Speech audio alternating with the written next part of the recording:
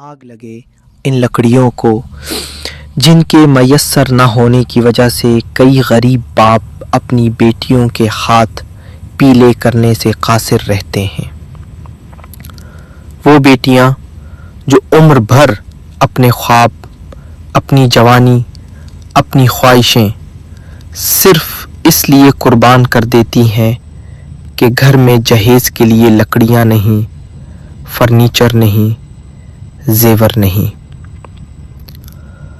और फिर वो बेटियां बाप की दहलीज पर बैठे बैठे जवानी से बुढ़ापे में दाखिल हो जाती हैं, न शिकायत करती हैं न ज़बान खोलती, बस एक सवाल बनकर रह जाती हैं, आखिर कब तक? ये रस्में कब टूटेंगी? और बेटी सिर्फ मोहब्बत में कबूल की जाएगी, सौदे में नहीं।